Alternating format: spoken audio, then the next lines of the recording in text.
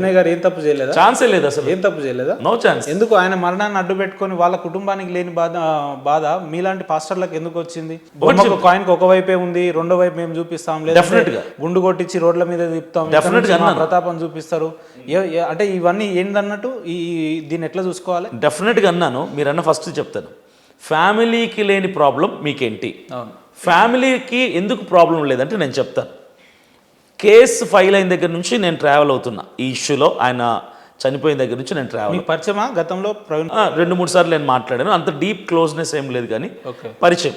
అయితే ప్రవీణ్ పగడాల గారు మరణించిన దగ్గర నుంచి ఆ టైం నుంచి నేను ఫాలోఅప్ చేస్తూనే ఉన్న ఇష్యూలో కంటిన్యూ అవుతున్నా. ప్రవీణ్ పగడాల గారి యొక్క కుటుంబీకులు స్టేషన్లో, అంటే హైదరాబాద్ రాజమండ్రి గవర్నమెంట్ హాస్పిటల్లో ఆ కంప్లైంట్ నమోదు చేస్తున్న టైంలో నేనున్నాను, మిగతా పాస్టర్స్ అందరు ఉన్నారు.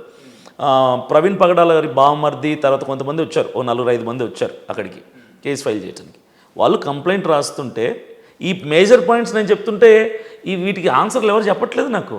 అక్కడ రాస్తుంటే నేను దగ్గరికి వెళ్ళి ఏం రాస్తున్నారో చూస్తున్నా, నిలబడుకొని చూస్తుంటే అక్కడ ఎస్ఐ గారు, కానిస్టేబుల్ వాళ్ళు వచ్చి అంటే ఆయనకు నాకు అడ్డు నిలబడ్డారు. నేను అన్నాను, సార్ సైడ్ తీయండి, నేను చూస్తాను.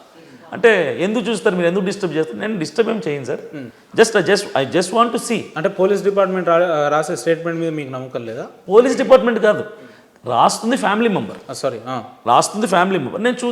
నేను డౌటెడ్లీ చూడాలనుకోలేదు, మామూలుగా చూస్తున్నా, రాస్తున్నారు కదా చూస్తున్నా. నాకు ఆయనకు అడ్డుపడ్డారు వీళ్ళు.